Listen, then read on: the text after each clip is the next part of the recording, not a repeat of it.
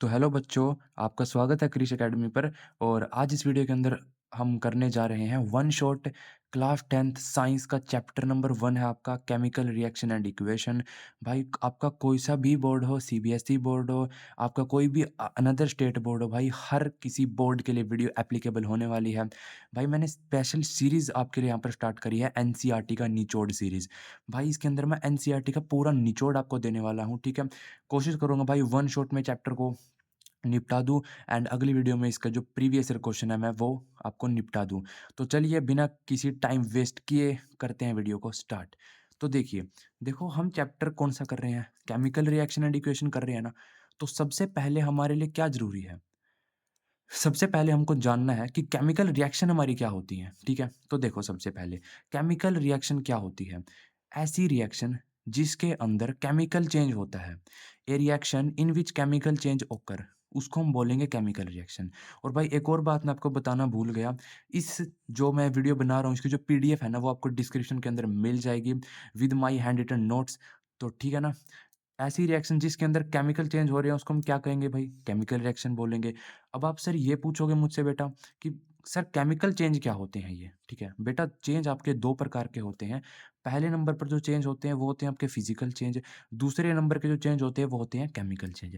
देखो यार easy language में आपको इनको बता देता हूँ। जैसे बायो के अंदर हम पढ़ते हैं, देखो हमारे शरीर के अंदर जो चेंज हो रहे हैं, जैसे हमारा डाइजेस्टिव सिस्टम है, हमारा रिप्रोडक्टिव सिस्टम है, तो वहाँ पर जो चेंज हो रहे हैं ना, हमको नहीं दिख रहे, है ना? हमारे शरीर के अंदर चेंज हो रहे हैं, वो हो गए हमारे केमिकल चेंज, है ना? In term of bio. And आप बोलोगे सर फिज़िकल चेंज कौन से होते हैं? बेटा फिज़िकल चेंज हमारे कौन से होते हैं? जैसे यार आपके सिर पर बाल उग गए, ठीक है? आपका फेशियल जो हेयर है वो आपके हो गए, ठीक है? आपकी जैसे लड़कों की हाई पिच वॉइस हो गई, है ना? लड़कियों की जैसे सॉफ्ट वॉइस हो गई, तो बेटा ये फिज़िकल चेंज है, हम इनको देख पा रहे हैं। लेकिन हम अब क्या पढ़ रहे हैं? आप कहोगे सर आप तो केमिस्ट्री से बायो में चेंज हो गए, लेकिन भाई कांसेप्ट देना आपको ज़रूरी था, ठीक है? तो मैंने इसलिए आपको कांसेप्ट बता दिया। तो केमिस्ट्री की लैंग्वेज अगर मैं बात करूँ फिज़िकल चेंज क्या होते हैं? वो चेंज जिसके अंदर इन व्हिच रिएक्टेंट्स जो आपके रिएक्टेंट्स हैं कैन बी ईज़िली रिकवर, हम रिएक्टेंट को मेरे भाई ईज़िली रिकवर कर सकते हैं from the new product form, ठीक है? मेरे भाई आसान सी लैंग्वेज में आपको बताता हूँ। कोई रिएक्शन हुई, उसके अंदर रिएक्टेंट थे है ना वहाँ पर, रिएक्टेंट से हमको क्या मिल गए? प्रोडक्ट मिल गए। तो भाई वो चेंज जिसके अंदर हमको जो प्रोडक्ट मिले हैं ना, हम उन प्रोडक्ट से दोबारा रिएक्टेंट बना सकते हैं, ठीक है? उन प्रोडक्ट से हम बेटा दोबारा रिएक्टेंट बना सकते हैं। ऐसे अगर चेंज हो रहे हैं, उनको हमने नाम दिया है बेटा फिज़िकल चेंज। समझ आई बात? अगले चेंज देखो, केमिकल चेंज क्या होते हैं? वो चेंज जिसके अंदर हम रिएक्टेंट को दोबारा बना नहीं सकते। कोई रिएक्शन थी, रिएक्शन के अंदर क्या होता है? रिएक्टेंट होते हैं आपके, ठीक है? आपके प्रोडक्ट होते हैं। रिएक्टेंट से मेरे भाई आपके प्रोडक्ट बन गए, लेकिन आप प्रोडक्ट से दोबारा रिएक्टेंट नहीं बना सकते। उन चेंज को हम बोलते हैं मेरे प्यारे बच्चों केमिकल चेंज। समझ आया बात? वैसे भाई पेपर के अंदर नहीं आते, सीबीएसई बोर्ड भाई अब तो बहुत हार्ड टफ पेपर ब बनाने लग गए। आपका स्टेट बोर्ड भी है ना, मतलब कॉम्पिटेंसी बेस्ड क्वेश्चन आपके ज़्यादा आते हैं आजकल पेपर के अंदर। लेकिन भाई नॉर्मल कांसेप्ट है, नॉर्मल डेफिनेशन है, चैप्टर की शुरुआत है, तो समझने ज़रूरी है। आगे देखिए, आगे देखें मेरे भाई, रिएक्टेंट क्या होते हैं? ठीक है, मैंने कहा सर आपको भई एक रिएक्शन हो गई आपकी, केमिकल रिएक्शन आप समझ लिए क्या होते हैं। अब बेटा रिएक्टेंट क्या होते हैं? रिएक्टेंट क्या होते हैं sir ji? The substances that take part in a chemical reaction. भाई देखो आपके 2 रिएक्टेंट आ गए, 1 रिएक्टेंट आ गया, ठीक है? मतलब रिएक्टेंट आपस में कंबाइन करे। आपस में रिएक्टेंट कंबाइन हुए, उनके कंबाइन होने से हमको क्या मिल गए? प्रोडक्ट मिल गए, ठीक है? तो the substances that take part in a chemical reaction, ऐसे सब्सटेंस जो किसी केमिकल रिएक्शन में पार्ट लेते हैं और पार्ट लेने से क्या बन जाता है भाई? हमको रिजल्ट मिलता है और रिजल्ट के तौर पर जो हमको मिला, the substances formed as a result of chemical reaction भाई, जो रिजल्ट मिला ना केमिकल रिएक्शन का, उसको हम बोलेंगे मेरे भाई प्रोडक्ट। यहाँ तक समझ में आया? अब आगे देखते हैं। तो अगला टॉपिक है यार हमारा केमिकल इक्वेशन। हमने पढ़ लिया केमिकल रिएक्शन क्या होती है। अब हम सीखेंगे केमिकल इक्वेशन हमारी क्या होती है। तो देखो यार the representation of reactant and product of a chemical reaction. मेरे भाई आपको पता है केमिकल रिएक्शन के अंदर क्या होते हैं? रिएक्टेंट होते हैं। रिएक्टेंट आपस में रिएक्ट करते हैं। आपस में रिएक्ट कर कर हमको क्या देते हैं? वो प्रोडक्ट देते हैं, ठीक है। तो भाई रिएक्टेंट और प्रोडक्ट की रिप्रेजेंटेशन करना, उनको दिखाना कि वो किसी केमिकल रिएक्शन के अंदर कैसे कोई केमिकल रिएक्शन हो रही है, कैसे रिएक्ट कर रहे हैं, कैसे प्रोडक्ट मिल रहा है मेरे भाई, ठीक है? तो जो रिप्रेजेंटेशन होती है ना, उसको हम बोलते हैं केमिकल इक्वेशन, ठीक है? एग्ज़ाम्पल के तौर पर मेरे भाई अगर मैं बात करूँ, जैसे आपने कोई भी मैग्नीशियम रिबन ले लिया, ठीक है? मैग्नीशियम कोई मेटल आपका, ठीक है? एटॉमिक नंबर 12 होता है, पता होगा आपको। जब हम इसकी ना रिएक्शन कराते हैं ऑक्सीजन के साथ में, ठीक है? यहाँ पर मैग्नीशियम ले लिया मेरे भाई और ऑक्सीजन ले लिया यहाँ पर। जब आप आपस में रिएक्ट कराओगे ना, तो यहाँ पर बन जाएगा MgO, व्हाइट कलर का मैग्नीशियम ऑक्साइड बन जाएगा। यहाँ पर क्या है, in a chemical equation we react reactant on left hand side. आपको पता है ये चीज़ तो भाई। कोई भी हम केमिकल इक्वेशन लिखते हैं ना, तो उनके अंदर जो हमारे रिएक्टेंट होते हैं, उनको हम हमेशा लेफ्ट हैंड साइड में लिखते हैं। उनके बीच में प्लस का साइन आता है। देखिए ये मेरा रिएक्टेंट है, मैग्नीशियम, ऑक्सीजन मेरा रिएक्टेंट है, बीच में प्लस का साइन है ना? और प्रोडक्ट को हम राइट हैंड साइड पर लिखते हैं, जैसे हमारा मैग्नीशियम ऑक्साइड है। एंड द एरो, जो हमारा एरो है ना, head point toward the product. जो हमारा एरो होता है ना रिएक्शन का, वो हमेशा हमारा रिएक्टेंट प्रोडक्ट की तरफ होता है। रिएक्टेंट से प्रोडक्ट की तरफ हमारा एरो हमेशा रहता है। ये क्या शो कर रहा है? ये हमारा शो कर रहा है डायरेक्शन ऑफ रिएक्शन, कि रिएक्शन आपकी डायरेक्शन क्या है रिएक्शन की, ठीक है? भाई रिएक्शन आपकी रिएक्टेंट से प्रोडक्ट की तरफ हो रही है, ये ऐसा शो कर रहा है, ठीक है? तो इस पूरे पैराग्राफ के अंदर मैंने आपको कंसेप्ट बता दिया है, ठीक है? पीडीएफ आपको मिल जाएगी, वहाँ से आप प्रिंट करवा के इसको आराम से पढ़ सकते हैं। एनसीईआरटी से हैंड रिटन नोट्स बनाए हुए हैं। आगे भाई मैंने क्वेश्चन भी ऐड किया हुआ है इसके अंदर। क्वेश्चन क्या है? Why should a magnesium ribbon be clean before burning in air? Magnesium जो रिबन होता है, रिबन क्या होता है सर जी? बेटा रिबन ना, जैसे मैग्नीशियम कोई मेटल है, आप जैसे कोई मैग्नीशियम का टुकड़ा उठा लाए, ठीक है? आपने उठा लिया मैग्नीशियम का कोई टुकड़ा, ठीक है? यहाँ पर क्या कहा गया है कि मैग्नीशियम का जो रिबन होता है, तो दोबारा देखते हैं मेरे भाई इस क्वेश्चन को। इस क्वेश्चन के अंदर क्या कहा गया है कि मैग्नीशियम रिबन आपका क्लीन क्यों किया जाता है जब हम उसको यहाँ पर एयर के अंदर बर्न करते हैं। तो देखो यार, यहाँ पर एयर का मतलब क्या है? ऑक्सीजन है, ठीक है? हमको पता है, हमने ये रिएक्शन पीछे पढ़ रखी है। मैग्नीशियम को अगर आप ऑक्सीजन के साथ में रिएक्ट कराओगे, तो आपकी मैग्नीशियम की ऑक्साइड बन जाती है, जिसका कलर क्या होता है मेरे भाई? व्हाइट कलर होता है इसका, ठीक है? आंसर क्या है यहाँ पर इसका? Because magnesium form a white layer of MgO when it react with oxygen. आपको पता है, जब आप मैग्नीशियम को ऑक्सीजन के साथ में रिएक्ट कराओगे, तो एक व्हाइट कलर की लेयर बन जाएगी, जिसका नाम क्या होगा? मैग्नीशियम ऑक्साइड होगा, ठीक है? और ये लेयर की खासियत क्या है? इस लेयर की खासियत ये है कि ये प्रिवेंट करेगी। प्रिवेंट का मतलब होता है रोकना, किसी चीज़ को रोकना। ये प्रिवेंट करेगी मैग्नीशियम को फ्रॉम बर्निंग। क्वेश्चन क्या था कि मैग्नीशियम को हम कैसे जला सकते हैं, ठीक है? उससे हमको क्लीन क्यों करना पड़ता है? जो ये व्हाइट लेयर बनी है ना, ये रोकेगी मैग्नीशियम, ताकि बर्न ना हो। मैग्नीशियम को बर्न होने से रोकेगी, तो हमको सबसे पहले इस लेयर को साफ करना होगा। तो सो वी शुड क्लीन, हमको यहाँ पर क्लीन करना पड़ेगा MG ribbon with sand paper. Important है, यहाँ पर मैंने इंपॉर्टेंट का साइन इसलिए लगा रखा है, क्योंकि सैंड पेपर कई बार पेपर के अंदर पूछ लिया जाता है, कॉम्पिटेंसी बेस्ड क्वेश्चन के अंदर या आपका एमसीक्यू के अंदर आ जाता है कि मैग्नीशियम रिबन के अंदर सैंड पेपर का काम क्या क्या होता है। आप बोलोगे सर कि सैंड पेपर से ना हम मैग्नीशियम रिबन को क्लीन करते हैं, ताकि उसको हम इजीली बर्न करवा सके। अगला टॉपिक अगला टॉपिक है यार हमारा, स्केलेटन केमिकल इक्वेशन क्या होती है? हमने अब तक क्या पढ़ा? केमिकल रिएक्शन पढ़ ली, केमिकल इक्वेशन पढ़ ली, लेकिन अब हम पढ़ेंगे केमिकल इक्वेशन भी हमारी 2 टाइप्स की होती हैं। पहली होती है skeleton chemical equation. Skeleton chemical equation क्या होती है? देखो, इतनी बड़ी थ्योरी लिख रखी है, लेकिन कंसेप्ट मैं आपको बता दूँगा। If in a chemical equation, किसी भी केमिकल इक्वेशन के अंदर मास ऑफ रिएक्टेंट, जो रिएक्टेंट का मास रहता है, is not equal to mass of product. बात को समझे? नहीं समझे? रिएक्शन दिखाऊँगा, रिएक्शन से समझ लेना, एक बार पढ़ लो इस चीज़ को। कोई केमिकल इक्वेशन है, जिसके अंदर एक साइड पे रिएक्टेंट है, दूसरी साइड आपके क्या है? प्रोडक्ट है मेरे भाई। तो रिएक्टेंट का जो मास है ना, रिएक्टेंट का जो मास है, प्रोडक्ट के मास के बराबर नहीं है।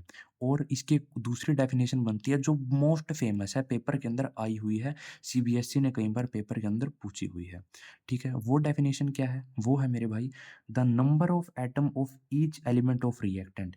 रिएक्टेंट के जो नंबर ऑफ एटम रहते हैं, वो आपके प्रोडक्ट के जो नंबर ऑफ एटम होते हैं ना, उसके बराबर नहीं होते। एग्जाम्पल से समझो भाई, ऐसे कुछ नहीं समझने आ रहा, समझ नहीं आएगा ऐसे। जैसे रिएक्शन हमने क्या दिखाई, मैग्नीशियम का हमने रिएक्शन करा दी ऑक्सीजन के साथ में, क्या बन गया? MgO बन गया, मैग्नीशियम ऑक्साइड। अब यहाँ पर मुझको ये बताओ, ऑक्सीजन के एटम कितने हैं? आप बोलोगे सर O2, यानी कि ऑक्सीजन के यहाँ पर 2 एटम है ना? ऑक्सीजन के यहाँ पर कितने एटम हैं? 2 एटम हैं। मैग्नीशियम के कितने एटम हैं? आप बोलोगे सर 1 ही एटम है, ठीक है? मैग्नीशियम के जो फ्रंट में मैग्नीशियम का जो फ्रंट के अंदर जो लिखा होता है, यहाँ पर जैसे 1 लिखा है, अगर कुछ नहीं लिखा ना तो आप उस चीज़ को 1 काउंट करोगे, ठीक है?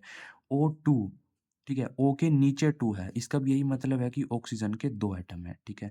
ये तो बात मैंने कर ली रिएक्टेंट की, लेकिन अगर मैं बात करूँ प्रोडक्ट की, प्रोडक्ट की साइड में देखो, ऑक्सीजन के कितने एटम हैं? आप बोलोगे सर 1 ही एटम है। मैग्नीशियम के कितने एटम हैं? आप बोलोगे सर 1 ही एटम है। तो देखो बात को समझो, ठीक है? रिएक्टेंट के अंदर एटम कुछ और है, प्रोडक्ट के अंदर एटम कुछ और है। तो यही तो है मेरे भाई स्केलेटन केमिकल इक्वेशन जो मैंने आपको समझाई थी कि भाई रिएक्टेंट के एटम कुछ और होंगे, प्रोडक्ट के एटम कुछ और होंगे, आपस में नॉट इक्वल होंगे। That's is our skeleton chemical equation. तो अगला टॉपिक है हमारा बैलेंस केमिकल इक्वेशन। देखते हैं क्या होती है बैलेंस केमिकल इक्वेशन। हमने अब तक क्या पढ़ी है? स्केलेटन केमिकल इक्वेशन पढ़ ली। अब बैलेंस क्या है? बैलेंस भाई जस्ट उसका उल्टा होती है ना? स्केलेटन हमने क्या पढ़ा कि नंबर ऑफ एटम रिएक्टेंट के बराबर नहीं होंगे प्रोडक्ट के। लेकिन बैलेंस, देखो बैलेंस का मतलब क्या होता है कि कोई दो चीज़ बैलेंस है।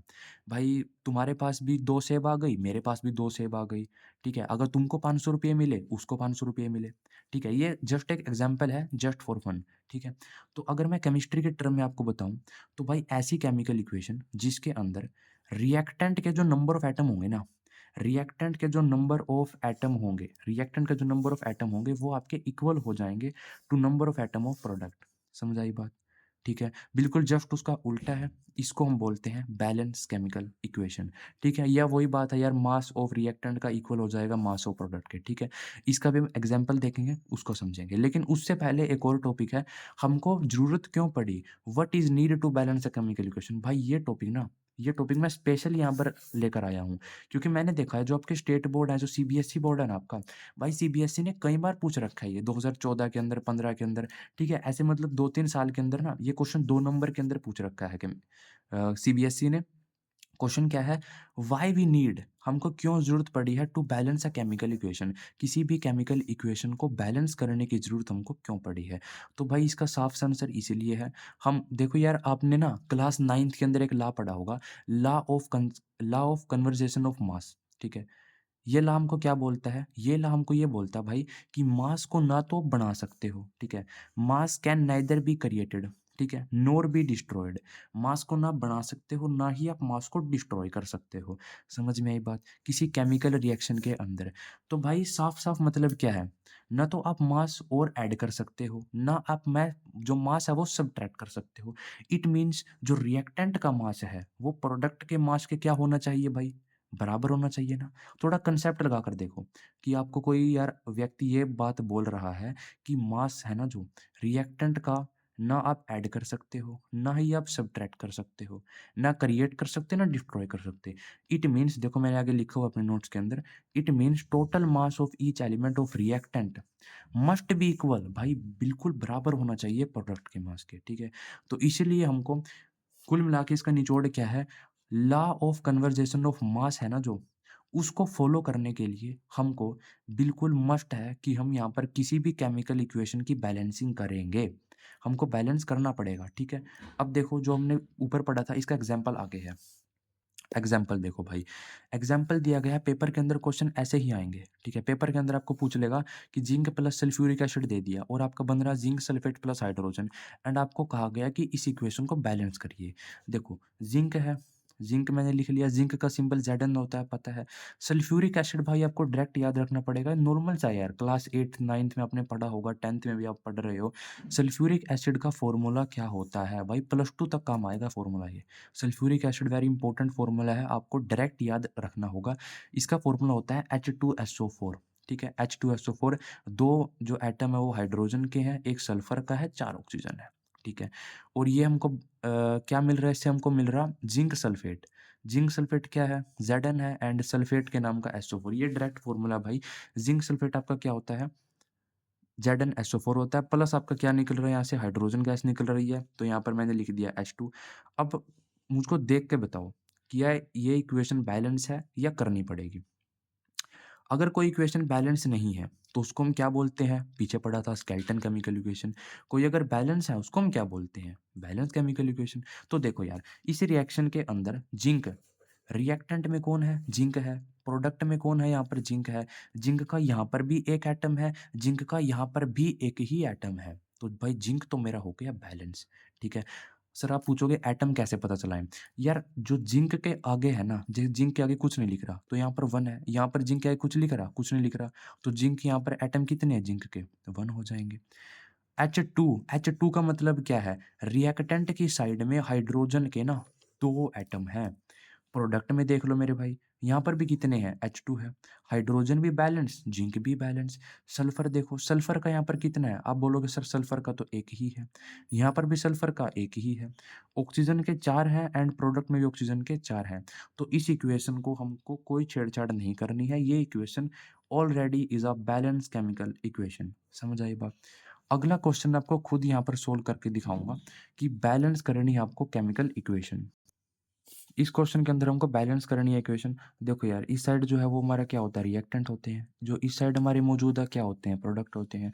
अब देखो हमको ना एक एक एलिमेंट उठाना है, एक एक एटम हमको उठाना है। सबसे पहले आपको ये पहचान करनी आनी चाहिए कि हमारी रिएक्शन के अंदर टोटल एलिमेंट कितने हैं या टोटल एटम कितने हैं। देखो यार एक तो है Fe, एक तो आपका Fe है यहाँ पर प्रेजेंट, एक आपका हाइड्रोजन है, एक आपका ऑक्सीजन है, और भी कुछ है। यहाँ पर भी Fe है, ऑक्सीजन है, हाइड्रोजन है, ठीक है। पहचान कर ली, अब करेंगे इनको बैलेंस। देखो Fe के साइड में कितने हैं? ओनली 1 है ना, केवल एक ही एटम है Fe का। यहाँ पर देखूंगा तो Fe3 है, यानी कि यहाँ पर Fe के 3 हैं, और तो नहीं, और नहीं है, Fe के 3 हैं। तो मुझको यहाँ पर 3 बनाने पड़ेंगे। 3 बनाने के लिए मैं क्या करूँगा भाई? कुछ नहीं करना यार आपको, ठीक है। मात्र यहाँ पर 3 से आपको मल्टीप्लाई कर देना है, सिर्फ 3 से मल्टीप्लाई करना है। देखो यहाँ पर मैंने क्या काम किया, यहाँ पर 3 से मल्टीप्लाई कर दिया, 3 Fe, ठीक है। अब Fe के इस साइड भी 3 हो गए, उस साइड भी 3 हो गए। Fe के बाद मैंने उठाया हमारा कौन? ऑक्सीजन। यहाँ पर देखो यार ऑक्सीजन का कितना है? H2, 2 हाइड्रोजन है, 1 ऑक्सीजन है।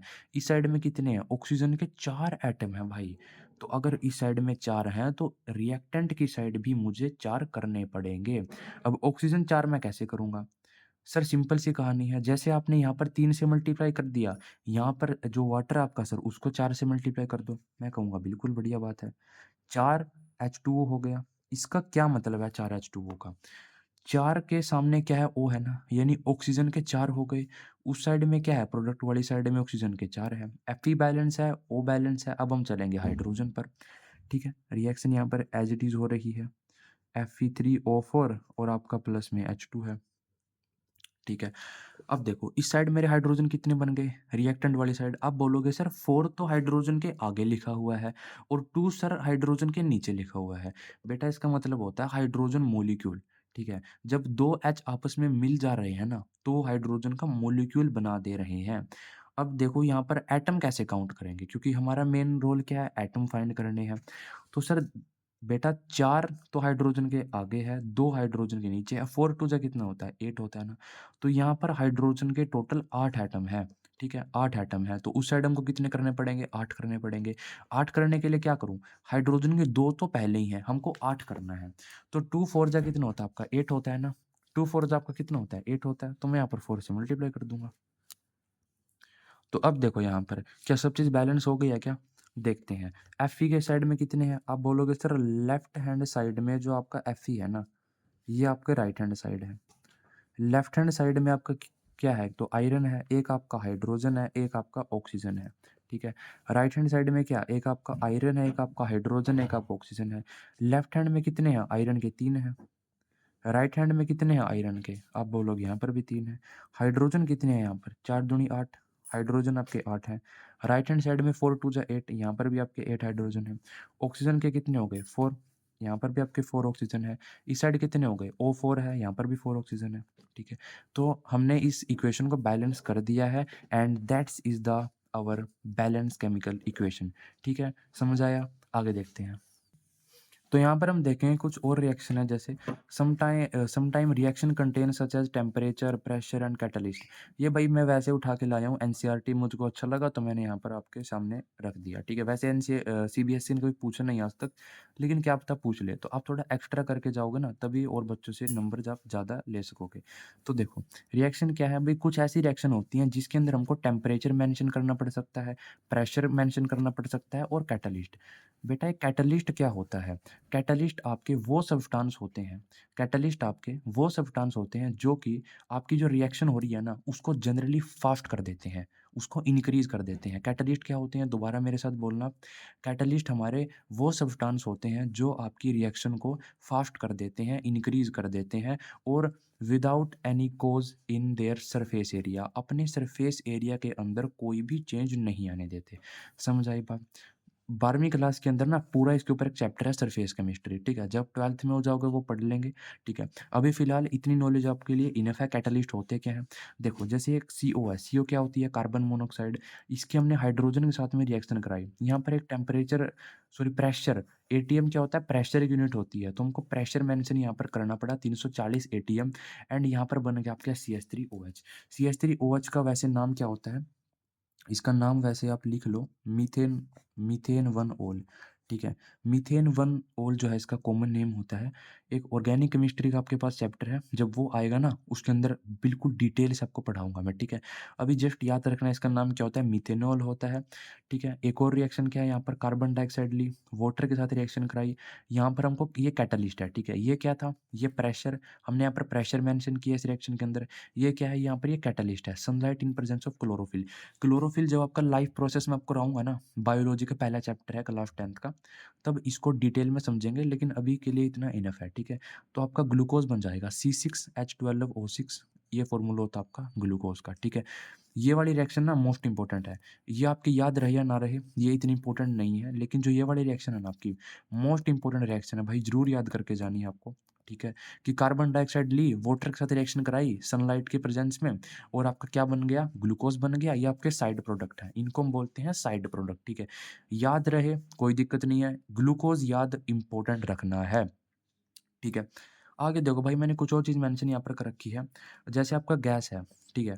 कोई आपकी गैस है, कोई लिक्विड आपका है ना, कोई आपका सब्सटेंस सॉलिड है, कोई एक्वस है, तो उनको हम रिप्रेजेंट कैसे करते हैं? देखो जैसे यहाँ पर सीओ की साइड में मैंने जी लगा रखा है, इसका मतलब क्या है? ये आपकी गैस है, ये क्या आपकी गैस है। H2O के साइड में मैंने एल लगा रखा है, यानी आपका क्या लिक्विड है, ठीक है। यहाँ पर देखो एस तो नहीं लगा, जिसकी साइड में एस लगाऊंगा ना उसका क्या मतलब है कि आपका सॉलिड होगा। ए क्या हो, अब कई बच्चे कंफ्यूज ये होते हैं, सर एल भी हमारा लिक्विड है, एक्वस एक्वस सॉल्यूशन भी हमारा क्या होता है, लिक्विड होता है, लेकिन भाई फ़र्क है। एक्वस हमारा कब यूज़ किया जाता है, यूज़ फॉर वाटर सॉल्यूशन, ठीक है। मैं बताता हूँ एक्वस हम कब इस्तेमाल करते हैं। देखो कोई आपने नॉर्मल अपना लिक्विड ले लिया, जैसे कि आपने मिथेनॉल ले लिया, अल्कोहल ले ली, अल्कोहल शराब होती है वैसे, ठीक है। मिथेनॉल, इथेनॉल, ठीक है, जैसे कोई भी आपने ले लिया, तो उस केस में हम लगाएँगे एल, लिक्विड है भाई वो। लेकिन अगर हमने स्पेशल वाटर का केस ले लिया ना, कि जैसे यार वाटर यहाँ पर है, वाटर तुम्हारा लिक्विड है ना, वाटर के जो साइड वाला होगा ना, वाटर के जो साइड वाला होगा, उसके लिए हम एक्यू का इस्तेमाल करेंगे, एक्वस, ठीक है। आगे बहुत सारे एग्ज़ाम्पल और आएँगे भाई, बिल्कुल डिटेल में आपको पढ़ाया जाएगा, ठीक है। जैसे यहाँ पर H2O आया, H2O के साथ में क्या लिखा मैंने? एल लिखा क्योंकि H2O हमारा लिक्विड है। लेकिन H2O के साथ वाला है जो ऑक्सीजन, यहाँ पर हमने एक्वस का इस्तेमाल किया। तो आपको जनरली याद रखना है एक्वस इस्तेमाल किया जाता है वाटर सॉल्यूशन के लिए, कि वाटर आपका साथ में है, उसके साथ में एक और सॉल्यूशन बन रहा है, उसके अंदर हम एक्यू का इस्तेमाल करेंगे, एक्वस का इस्तेमाल करेंगे। आगे कुछ क्वेश्चन है जो मैं आपके लिए लेके आया हूँ एनसीईआरटी बुक से, ठीक है। मोस्ट इंपोर्टेंट क्वेश्चन है। बैलेंस करनी है हमको केमिकल इक्वेशन, हाइड्रोजन है प्लस क्लोरीन है, हाइड्रोजन क्लोराइड बन रहा है, तो देखो कैसे करेंगे इसको। यार जनरली नॉर्मली सी बात है हमारी, H2 हाइड्रोजन के लिए मैं क्या लिखूँगा? H2 लिखूँगा ना। क्लोरीन के लिए मैं क्या लिखूँगा? Cl2 लिखूँगा ना, ठीक है। क्या बना रहे हैं ये? Hydrogen chloride. हाइड्रोजन के लिए यहाँ पर H हो गया, क्लोराइड के लिए Cl हो गया, ठीक है।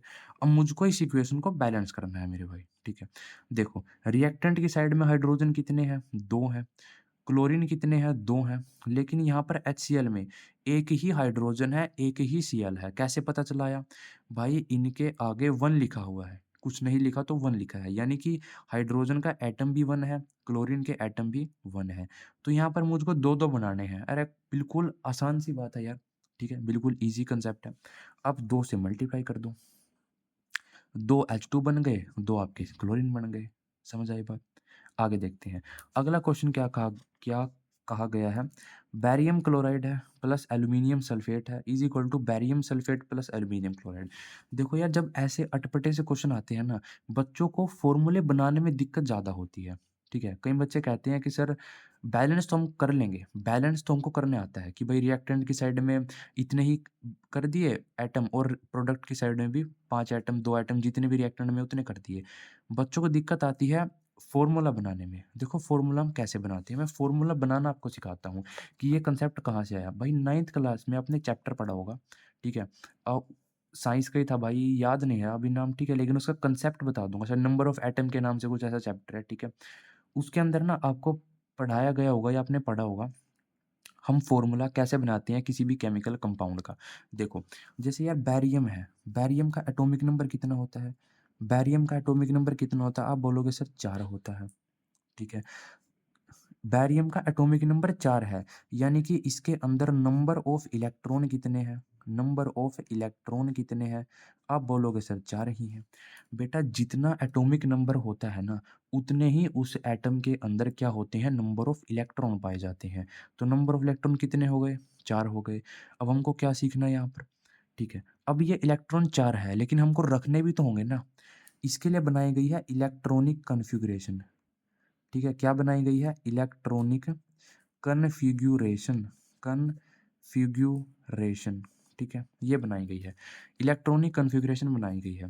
क्लास 10th में पहले चैप्टर होता था, चैप्टर नंबर 5वां, पीरियोडिक प्रॉपर्टीज़, अब नहीं रहा, ठीक है? 2-3 साल से मतलब काट दिया गया, अब तो डिलीट कर दिया सिलेबस से, लेकिन पहले होता था, उसके अंदर पूरी डिटेल के अंदर बताया गया आपका, ठीक है? अब बैरियम में देखो 4 एटॉमिक नंबर है, 4 उसके अंदर इलेक्ट्रॉन है, उसकी इलेक्ट्रॉनिक कॉन्फ़िगरेशन क्या होगी? यानी कि 4 इलेक्ट्रॉन को कैसे रखेंगे? हम रखेंगे 2 एंड 2। इसका मतलब है हमने यहाँ पर 2 सेल बना दिए, पहले सेल में 2 इलेक्ट्रॉन है, दूसरे सेल में भी 2 इलेक्ट्रॉन है। अब हमको एक कांसेप्ट सीखना है यहाँ पर, ठीक है? भाई जो सबसे स्टेबल है ना, हमको बेसिकली फ़ोकस रहता है कि हम बैरियम को स्टेबल करें। स्टेबल कैसे करेंगे?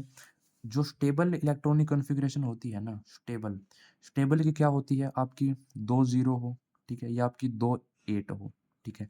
कि जो लास्ट शेल है ना आपका, देखो यार यहाँ पर मैंने बैरियम के अंदर 4 इलेक्ट्रॉन थे, चारों को मैंने रख दिया 2-2 से, ठीक है?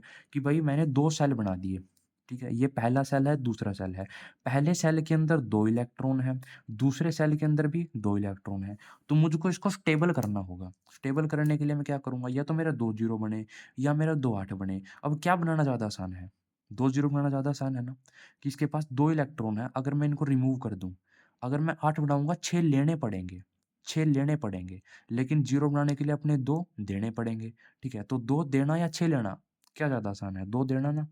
तो ये 2 इलेक्ट्रॉन अपने ईज़िली तरीके से रिमूव कर देगा और इसकी क्या कॉन्फ़िगरेशन बन जाएगी? इसकी बन जाएगी 2 ज़ीरो। यानी हमने 2 इलेक्ट्रॉन क्या किए हैं? रिमूव किए हैं ना, ठीक है? रिमूव किए हैं। तो हम बैरियम को लिख सकते हैं, बैरियम को हम यहाँ पर लिख सकते हैं Ba2 पॉज़िटिव, ठीक है? Ba2 पॉज़िटिव हम यहाँ पर लिख सकते हैं कि बैरियम ने 2 इलेक्ट्रॉन दे दिए। तो देखो यार, यहाँ पर बैरियम का जो चार्ज बना ना, कितना आ गया? +2 आ गया, यानी बैरियम पर चार्ज +2 है, ठीक है? और अगर दूसरा लो मैं, दूसरा क्या है इसके साइड में? क्लोरीन है ना? क्लोरीन का एटॉमिक नंबर कितना होता है? आप बोलोगे सर 17 होता है, ठीक है? इसके अंदर 17 ही इलेक्ट्रॉन है, उनको कैसे रखेंगे हम? हम रखेंगे पहले सेल में 2 इलेक्ट्रॉन, दूसरे सेल में 8 इलेक्ट्रॉन, 8 और 2 10 हो गया एंड 7 रखेंगे हम आखिरी सेल के अंदर, ठीक है? अब यहाँ पर देखो, मुझे क्या चाहिए? या तो मेरे आखिरी सेल में 0 हो या मेरे आखिरी सेल में 8 हो। तो यहाँ पर बनाना क्या आसान है? 8 बनाना ज़्यादा आसान है ना? यहाँ पर क्लोरीन 1 इलेक्ट्रॉन और लेगा और यहाँ पर 8 बना लेगा। यहाँ पर क्लोरीन 1 इलेक्ट्रॉन और लेगा और अपने 8 इलेक्ट्रॉन यहाँ पर आखिरी सेल के अंदर कंप्लीट कर लेगा, ठीक है? जैसे क्लोरीन ये काम करेगा, क्लोरीन ने कितने इलेक्ट्रॉन लिए? आप बोलोगे सर 1 ही इलेक्ट्रॉन लिया क्लोरीन ने, ठीक है?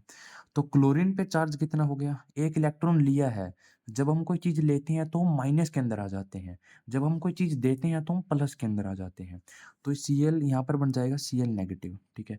अब देखो फ़ॉर्मूला कैसे बना होगा, ठीक है? बैरियम यहाँ पर लिख लिया मैंने बैरियम, यहाँ पे लिख लिया मैंने क्लोरीन। बैरियम पर कितना चार्ज है? +2 चार्ज है। क्लोरीन पर कितना चार्ज है? -1 चार्ज है। हमको इनकी ना क्रॉस मल्टीप्लाई करनी होती है। इसकी मल्टीप्लाई इसके साथ में, इसकी मल्टीप्लाई इसके साथ में। तो हमारा जो फ़ॉर्मूला बनकर निकला ना, वो क्या निकला? बैरियम एंड क्लोरीन का कितना निकला यहाँ पर? Cl2, ठीक है।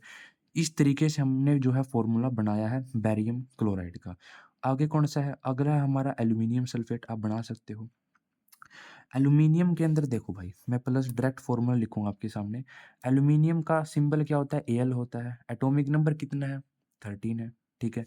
यानी 13 इलेक्ट्रॉन है। कैसे रखेंगे? पहले सेल में 2, फिर 8 है, 8 और 2 10 और फिर 3, ठीक है। यानी कि एल्यूमीनियम के आखिरी सेल में 3 इलेक्ट्रॉन होंगे। 3 इलेक्ट्रॉन होंगे एल्यूमीनियम के आखिरी सेल में। तो क्या उन तीनों को रिमूव करके एल्यूमीनियम 0 में आ सकता है? स्टेबल स्टेट में आ सकता है ना? पहले सेल में 2, दूसरे में 8, तीसरे में क्या हो जाएँगे? 0 हो जाएँगे। यानी एल्यूमीनियम पर चार्ज कितना हुआ? +3 हुआ ना, ठीक है। सल्फ़ेट, सल्फ़ेट आपका कितना होता है? SO4 होता है, ठीक है, SO4। अब अगर आप ध्यान से देखो ना, SO4 पर चार्ज होता है बेसिकली 2 नेगेटिव। कितना होता है? 2 नेगेटिव होता है। मैं बता दूँगा क्यों होता है। सल्फ़ेट के अंदर एक सल्फ़र होता है और दूसरा एटम आपका ऑक्सीजन होता है, ठीक है। सल्फ़र का एटॉमिक नंबर कितना होता है? 16 होता है। पहले सेल के अंदर 2 इलेक्ट्रॉन, दूसरे सेल के अंदर 8 इलेक्ट्रॉन एंड तीसरे सेल के अंदर कितने हो गए? 8 और 2 10 और 6, यानी तीसरे सेल के अंदर 6 इलेक्ट्रॉन, ठीक है। अब सल्फ़र 2 इलेक्ट्रॉन ले लेगा 8 बनाने के लिए। सल्फ़र पर कितना चार्ज हुआ? -2। ऑक्सीजन का एटॉमिक नंबर 8 है। पहले सेल में 2 इलेक्ट्रॉन, दूसरे सेल में 6 इलेक्ट्रॉन, यानी ऑक्सीजन भी 2 इलेक्ट्रॉन ले लेगा। सल्फ़र पर भी चार्ज -2 है, ऑक्सीजन पर भी चार्ज -2 है। तो पूरा जो SO4 बनेगा ना, उस पर भी चार्ज -2 बनेगा, ठीक है। एल्यूमीनियम के आप नीचे लिखना +3, SO4 के नीचे लिखना -2, -2 की एल्यूमीनियम के साथ जैसे यहाँ पर किया था ना, -2 की एल्यूमीनियम के साथ मल्टीप्लाई और प्लस जो यहाँ पर आपका बना है, ठीक है, जो भी चार्ज आया ना एल्यूमीनियम पर +3 है, +3 की गुणा सल्फ़ेट के साथ में, ठीक है। तो आपका फ़ॉर्मूला कितना बन जाएगा? ये आपका बन जाएगा aluminium sulphate Al2 and aluminium यहाँ पर बन जाएगा SO4 3, ठीक है। सल्फ़र का चार्ज एल्यूमीनियम के साथ आ गया, एल्यूमीनियम जो +3 था वो सल्फ़ेट के साथ आ गया, ठीक है। इस साइड में क्या बन रहा है? इस साइड बन रहा है बैरियम सल्फ़ेट, इसका फ़ॉर्मूला होता है बैरियम SO4। आप बनाकर देख लेना, ठीक है, बन जाएगा। प्लस में होता है एल्यूमीनियम क्लोराइड, एल्यूमीनियम क्लोराइड क्या होता है? AlCl3 होता है। अब देख के बताओ, क्या रिएक्शन बैलेंस है? आप बोलोगे सर नहीं है, बैलेंस तो नहीं लग रही ना। एल्यूमीनियम के यहाँ पर 2 है, यहाँ पर 1 है, ठीक है। तो मैं आपके लिए होमवर्क छोड़ रहा हूँ ये, ठीक है। ये क्वेश्चन आपने खुद सॉल्व करके कमेंट करना है, ठीक है, कि सर इसकी बैलेंस केमिकल इक्वेशन ये बनेगी। मैंने बता दिया फ़ॉर्मूले आप कैसे बनाओगे, हर एक कंपाउंड का फ़ॉर्मूला आप किस तरीके से बना सकते हो, ठीक है। बैलेंस आप अपने आप करके मुझे दिखाना। अब अगला क्वेश्चन देखते हैं। तो इस क्वेश्चन के अंदर हमको दिया गया है सोडियम है, सोडियम का सिंबल हमारा कितना होता है? Na होता है ना, तो यहाँ पर मैंने लिख लिया Na। वाटर का सिंबल कितना होता है आपका? H2O होता है ना। क्या बना रहा? Sodium hydroxide. हाइड्रोक्साइड का मतलब होता है एक हाइड्रोजन ऑक्सीजन, ठीक है। तो Na है, यहाँ पर बन रहा है OH और हाइड्रोजन गैस आपकी यहाँ पर बाहर निकल रही है। बैलेंस कैसे करेंगे? Na इस साइड में है, इस साइड में 1 है, पहले बैलेंस है। हाइड्रोजन के 2 हैं इस साइड में, ठीक है। इस साइड कितने? हाइड्रोजन का 1 है एंड इस साइड में आपके 2 हैं, 3 हाइड्रोजन के, ठीक है। ऑक्सीजन यहाँ पर भी 1 है, यहाँ पर भी 1 है, ठीक है। तो सोडियम और ऑक्सीजन तो पहले बैलेंस है। बैलेंस करना है यहाँ पर हमको हाइड्रोजन। 2 यहाँ पर है एंड आपके 2 3 यहाँ पर है। तो अगर मैं 6 बना दूँ, अगर मैं इसको 3 से मल्टीप्लाई कर दूँ, है ना? ठीक है। तो यहाँ पर यार अगर मैं सोडियम को 2 बना दूँ, देखो यहाँ पर मैंने 2 यहाँ पर मल्टीप्लाई कर दिया, यहाँ पर मैंने 2 से मल्टीप्लाई कर दिया। अब यहाँ पर सोडियम भी 2 है, यहाँ पर भी 2 हैं। यहाँ पर ऑक्सीजन कितने हो गए? 2 हो गए। यहाँ पर ऑक्सीजन कितने हैं? 1 ही है ना। यहाँ पर अगर मैं 2 से मल्टीप्लाई कर दूँ, ऑक्सीजन भी 2 है, यहाँ पर भी 2 है। हाइड्रोजन कितने हो गए? 2 यहाँ पर, 2 यहाँ पर, 4 हाइड्रोजन है प्रोडक्ट वाली साइड में। यहाँ पर कितने हैं? 2 2 जा 4, 4 हाइड्रोजन है, ठीक है। बैलेंस हो जाएगा ना। अगला क्वेश्चन देखते हैं। अगले के अंदर क्या कहा गया है कि बैरियम क्लोराइड है और सोडियम सल्फेट है, रिएक्ट कर रखे हैं आपस में। देखो बैरियम क्लोराइड क्या आपका ये है ना, बैरियम क्लोराइड है और सोडियम सल्फेट है। सोडियम सल्फेट यानी कि Na2SO4 फॉर्मूला बना सकते हो। सोडियम पर चार्ज +1 है, यहाँ पर जाएगा। SO4 पर 2 नेगेटिव है, यहाँ पर जाएगा Na के पास में। सोडियम सल्फेट है इन वाटर, बैरियम क्लोराइड है, सोडियम सल्फेट है इन वाटर के अंदर है, रिएक्ट टू गिव। आपस में क्या रिएक्ट कर रहे हैं ये हमको दे रहे हैं बैरियम सल्फेट, यानी कि बैरियम सल्फेट हमको दे रहे हैं and the solution of sodium chloride और हमको NaCl यहाँ पर मिल रहा है। हमको यहाँ पर क्या रिप्रेजेंटेशन करनी है, right a balance chemical equation with state symbol. State symbol क्या होते हैं, कौन गैस है कौन लिक्विड है, ठीक है। तो barium chloride and sodium sulphate in water, water के अंदर है, कोई सोल्यूशन वाटर के अंदर है तो हमको कैसे रिप्रेजेंट करेंगे, एक्वा से रिप्रेजेंट करेंगे ना, ठीक है। तो देखो वाटर के अंदर सॉल्यूशन है यानी कि हम इसको एक्वस से लिखेंगे, तो ये मेरा एक्वस हो गया, ठीक है। ये भी मेरा एक्वस हो जाएगा क्योंकि ये सॉल्यूशन हमको क्या किसके अंदर दे रखे हैं, वाटर के अंदर। यानी कि मैंने पहले बताया था एक्वस कहाँ पे रिप्रेजेंट करते हैं, सॉल्यूशन इन वाटर के लिए। यहाँ पर भी क्या हो जाएगा, ये भी मेरा एक्वस हो जाएगा, ठीक है। NaCl सॉलिड है यार, नमक, ठीक है। तो लेकिन नहीं भाई, NaCl आपका एक्वस होगा एंड जो बैरियम सल्फेट है ना ये आपका हो जाएगा सॉलिड, ठीक है। बैलेंस करनी है केमिकल इक्वेशन, आप इजीली कर सकते हैं, ठीक है। चलिए अगला क्वेश्चन देखते हैं अब। अगला यार हमारा सोडियम हाइड्रोक्साइड सॉल्यूशन है वाटर के अंदर, यानी कि आपका NaOH सॉल्यूशन है, ठीक है। रिएक्ट विद हाइड्रोक्लोरिक एसिड, यानी कि HCl के साथ में हम हमारा रिएक्ट हो रहा है। ये हमको क्या दे रहा है, ये हमको दे रहा है टू प्रोड्यूस NaCl। ये हमको यहाँ पर NaCl दे रहा है और एंड यहाँ पर हमको वाटर दे रहा है। तो देखो यार इसके अंदर दिया गया है सोडियम हाइड्रोक्साइड वाटर के अंदर है। अगर कोई चीज़ वाटर के अंदर होगी तो क्या रिप्रेजेंटेशन करूँगा, यहाँ पर मैं एक्वस यूज़ करूँगा ना, ठीक है। HCl है, HCl भी किसके अंदर है, वाटर के अंदर है, तो HCl के आगे क्या रिप्रेजेंट करूँगा, एक्वस करूँगा ना। एक्वस कहाँ पे रिप्रेजेंट होता है, वाटर सॉल्यूशन के अंदर, पहले बता रखा आपको। To produce NaCl, NaCl and water, water के साथ में जो भी होगा ना, यहाँ पर मैं क्या लिखूंगा, एक्वस लिखूंगा। वाटर के लिए क्या लिखूंगा, लिक्विड रखूंगा, ठीक है। तो भाई डायरेक्ट लर्न करनी पड़ेंगी चीज़ें, बैलेंस आप इजीली कर सकते हो, ठीक है। बैलेंस अभी ये दोनों इक्वेशन नहीं है, ठीक है। सीख गए हो बैलेंस करना, बैलेंस करना बड़ा ईजी होता है, कोई रिएक्शन बनाना उससे मुश्किल होता है, ठीक है। तो मुश्किल काम मैंने आपको करके दे दिया, थोड़ा अपना दिमाग लगाओ, ट्रिक लगाओ, ठीक है, और इसको सॉल्व करो। ये पार्ट 1 था इस वीडियो का, पार्ट 2 जल्दी आ जाएगा एंड इस वीडियो के अंदर बस इतना ही था, ठीक है। तो लाइक कीजिए वीडियो को, चैनल को सब्सक्राइब कीजिए, ऐसे ही बहुत सारी वीडियो इस चैनल पर आपके पास आने वाली हैं। तो थैंक यू एंड जय हिंद, जय भारत।